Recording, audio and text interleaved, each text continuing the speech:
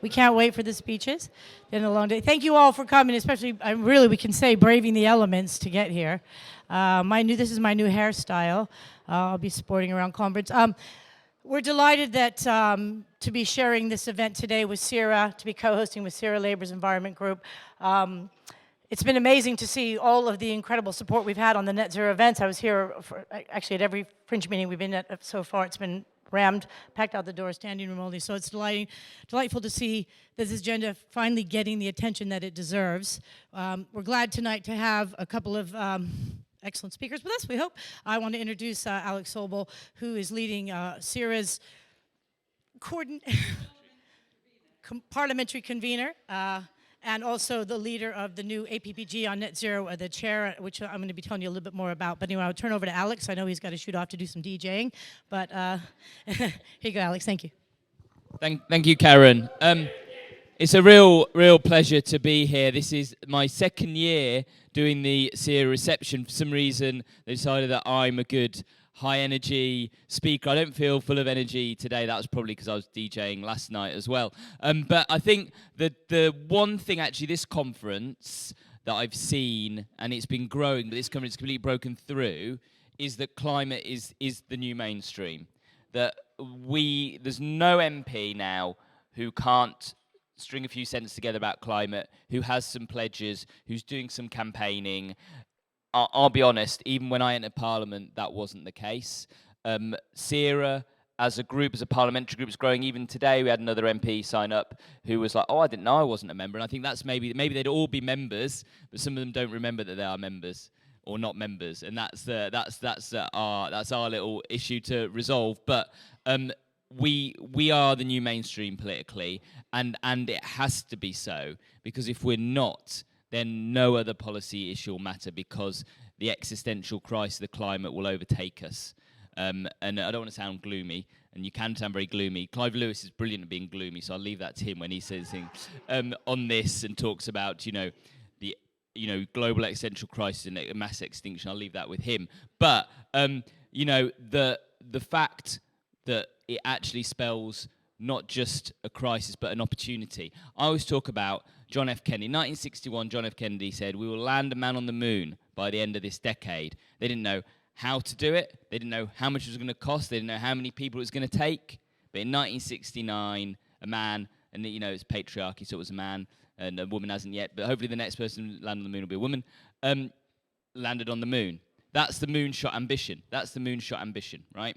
And to tackle climate, we have to have that same moonshot ambition. We need to turn the resources, not just of our country, but of every country in the world collectively, into the research, into the application, into the transformation that is required to ensure that we do not surpass 1.5 degrees warming from 1990 levels. So I think that SERA is at the heart, and that Labour Party has been for a long time. I've been a SERA member for, I think, 15, 16 years. We're all getting a bit old now. And SERA has been a trailblazer, and everybody else coming behind. But it's great that we're still at the centre of it. And also it's great to work with Sustainability Hub, with Karen and her team. I met Karen at some of these events at conference, and she came to me with the idea of setting up an all-party. There are too many all-party groups. And some of them, I could probably criticise some of them, but the fact that we've got an all-party group that actually is concentrated on the singular challenge of net zero. Net zero probably is, if we're doing the space race analogy, in all of the space exploration, probably net zero is the landing on the moon. When we get net zero, we've landed on the moon. That's the thing. And so, we're all a little obsessed with dates, and I think this week people don't want to talk about dates, but, wherever you stick the date, I want to say before, the end of the next decade, we should be within reach of net zero, should be landing on the moon. And so our all-party group is really important, because it's about bringing together MPs right across that to get that consensus that we'll hit that net zero in the UK, and we'll be driving the changes we need. And the most important part of that in the next 18 months is the fact the United Kingdom is hosting the UN Conference of Parties conference 5 years on from Paris. So we'll have an agreement, the Glasgow Agreement. I'm sure Paul Sweeney's really excited. Yeah, you're excited. Maybe the next one will be the Midlothian Agreement. So, yeah. But we're going to have the Glasgow Agreement. And hopefully, And what we're working towards the UK is whether the president of COP is Claire Perry, whether president of COP is a Labour MP. I won't name any potential Labour presidents of COP, because that'll probably mean they won't get to do it. But whoever's president of COP, our lobbying is going to make them ensure that that is a net zero COP, because that is the opportunity.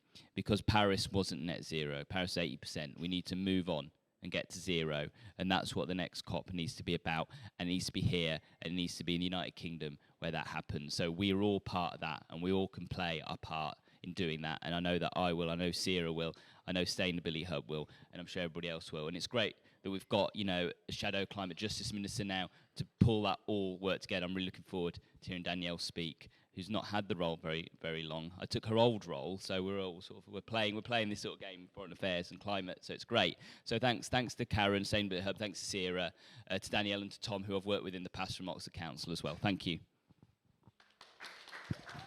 Thank you very much, Alex. And we're absolutely looking forward to Labour leading on that and bringing that kind of ambition, that moon landing ambition to this, because that is the task that is at hand. And the current writing on the wall is questionable, I think, in terms of what the roadmap is for that. We're delighted that we have the shadow climate justice minister and also for green jobs, Danielle Rowley. So I'll turn over to Danielle and she can say a few words. Thank you. Good evening. Are we all having a good night? Have we all got a glass of something? Good, good. My name's Danielle Rowley and I'm the Shadow Minister for Climate Justice and Green Jobs. I've been in the role for, as Alex said, not very long, a couple of months now. And it's been such an honour to have this role, but an honour because it's something that Labour have created. It's a brand new role. And Labour thought, well, Jeremy Corbyn thought, you know, we need someone. Yes, we have someone in all of our, is that the mic just come on? Yes, we have someone in each of our shadow teams who has a responsibility for looking at climate and for making sure that all of our policies have a climate lens. But as well as that, we want a role that will bring this together, that will be our spokesperson for climate justice and green jobs. And I'm really, really pleased that I'm that person. But thank you very much to the Sustainability Hub and SERA for having me along tonight. And thank you to Alex as well. But I want to know, so I'm DJing one of the nights tomorrow night, and I do like to DJ, so I need to know what his playlist is, and I think we should have a bit of a DJ off, and we should decide who's got a better taste in music, because, you know, as well as climate justice, my thing that I'm really good at is music. But anyway, we'll see. But I want to outline tonight some of our policies, and Alex talked about how we get to net zero, and we have a plan. So our banner, under which all of our green policies sit, is called the Green Industrial Revolution. And that is something that I really passionately believe in, because I'm from Midlothian. That's the seat that I represent, and I'm so proud to represent it because I've lived there my entire life. And it's an area that's a post-industrial area. It's steeped in mining history. We had one of the largest pits in Scotland there. And when the pit closed and when we saw deindustrialisation, many jobs were lost. And many people in my community feel like we've been left behind. We've been left behind by successive governments. So I'm very proud. You can't DJ now. I'm sorry. You need to get in line behind me and Alex. But I'm really proud that the Labour policy is not just investment in green jobs and investment in green technologies, but it's targeting it in areas that have suffered from successive governments, suffered from, you know, not being invested in, from job losses, from being left behind. And it's so important that we invest in those areas and that we create green jobs and that we create good unionised jobs. So how will we do it? Well, we're going to have funds which will invest a lot of money into these areas to create jobs. And I think that's something that's really important to get into. So we'll have our investment bank, our National Investment Bank, and our Transformation Bank. And those will invest over 500 billion into these communities. And these will create green jobs, jobs for the future. But our policies touch every part of government, every area, because we can put money into these technologies to make sure that these industries are well funded and are supported. But without the training and without the skills and without the awareness, we won't have the workforce of the future that we so desperately need. So education is a key pillar of this.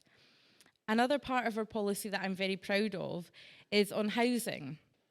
So I've told quite a few people this week that something that frustrates me is the I was going to say quality of the housing that we have, but it's the state of the housing that we have, because I have families in my surgeries every week, in my office every week, who they have children who've developed asthma, who've developed skin conditions, who are really struggling because they're living in damp housing. They're living in houses that have mold growing up the walls. So the next Labour government will retrofit houses across the UK. We'll go street by street.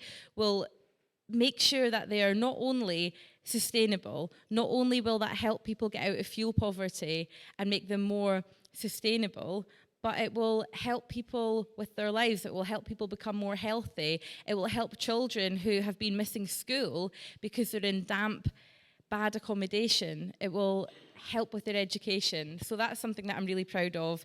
Another one, if I can quickly mention another policy that I'm really proud of, that I've been talking about a lot, is that we would extend free bus travel to the under 25s.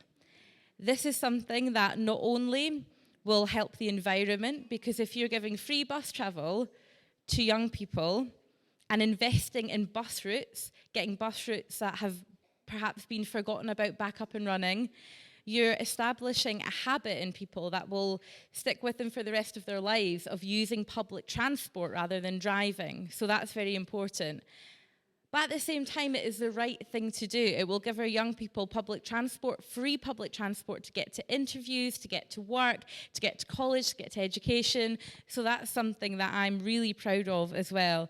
So all of these things sit under our green industrial revolution. But that also includes massive funding going into onshore wind, offshore wind, solar energy, because these are things that are so important. I was in Barrow last week visiting an offshore site, and I really wanted to understand what kind of jobs they had in this site.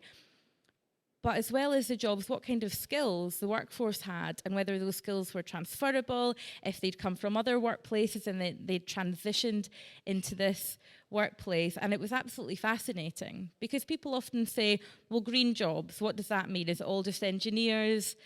But actually, there's so much behind that. So when I visited this factory, yes, there were engineers who went offshore every day and went out to the wind farm, but there was also admin staff, there was designers, there were people who were monitoring every day the activity of the wind farm, there were scientists. So our green industrial revolution will create so many different kinds of jobs that, you know, it's going to be transformative.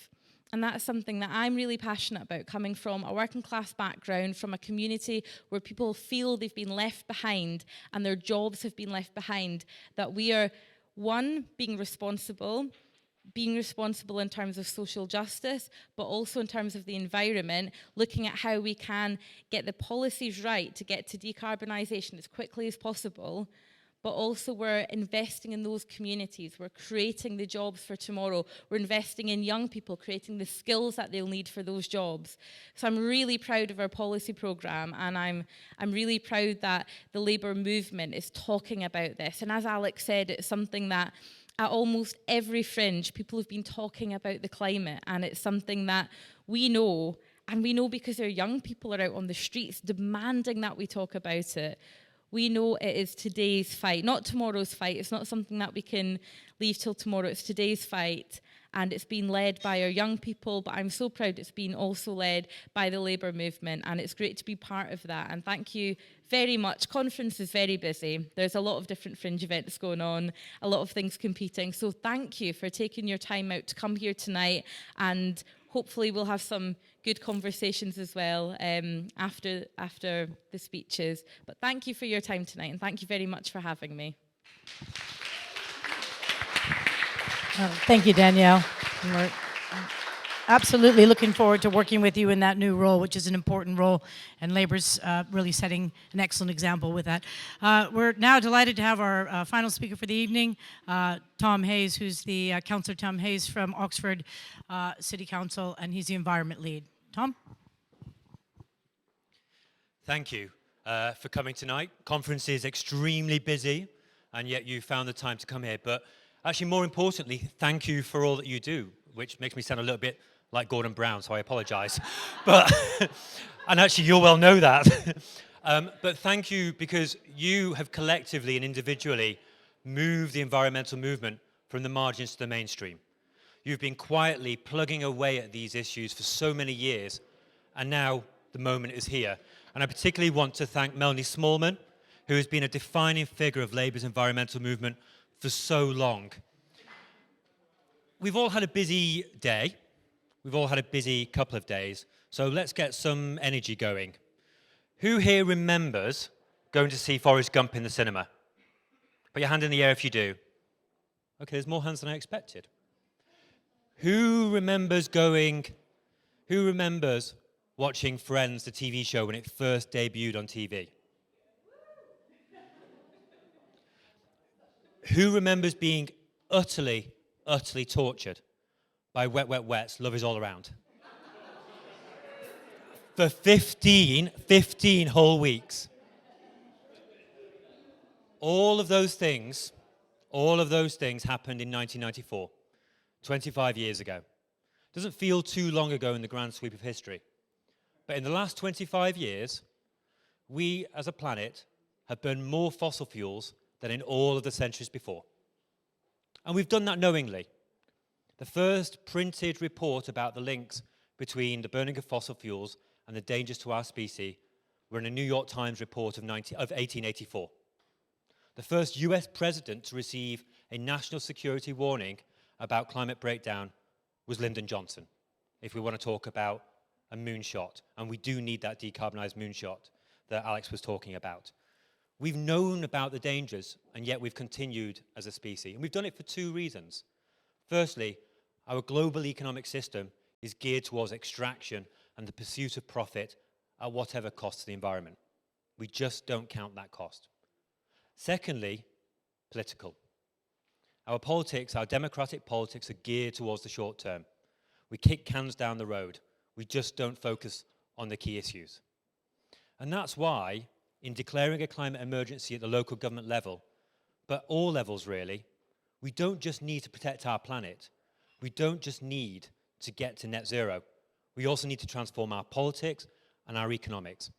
We need to find a way for our people to flourish while we get to net zero. And at local government level, that's what we're doing.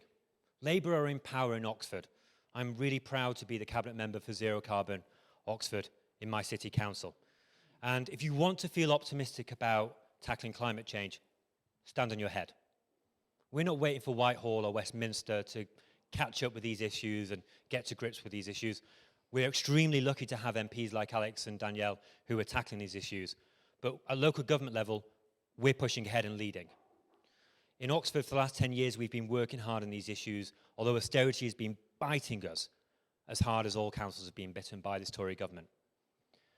We've done great things, including launching Low Carbon Oxford, a collection of 40 organisations, public, private, not-for-profit, all of them having ambitious climate reduction targets, working together, sharing knowledge, making sure that together we can hold each other accountable to get as quickly as possible to a decarbonised situation.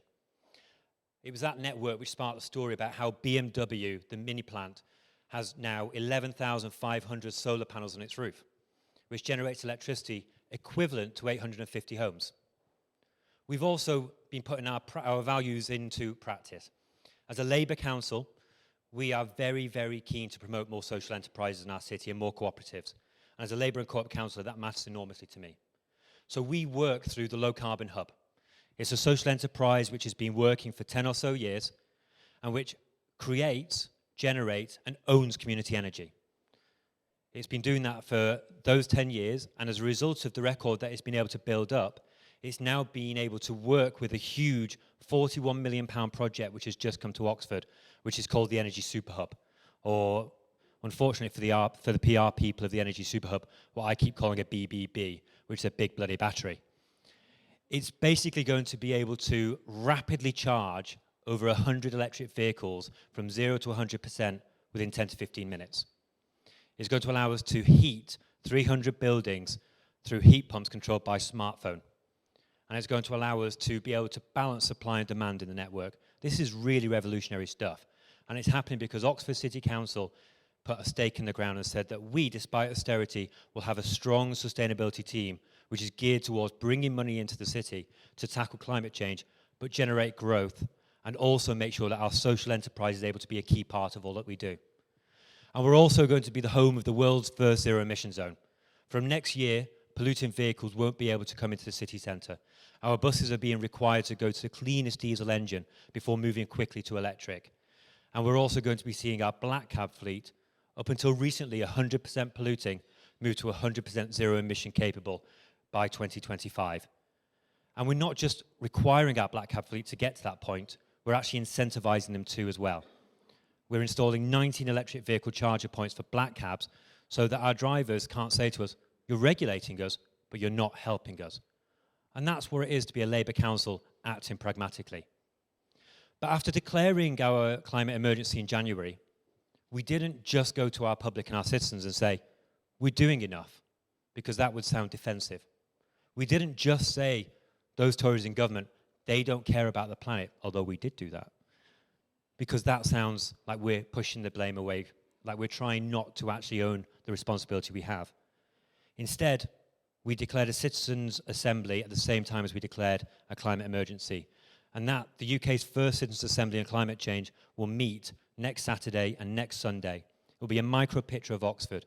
50 people from all backgrounds coming into a space to talk about energy, waste, transportation, buildings, biodiversity, and more. And that's so important because we're the Labour Party. We're not the Green Party. We're not the Liberal Democrat Party.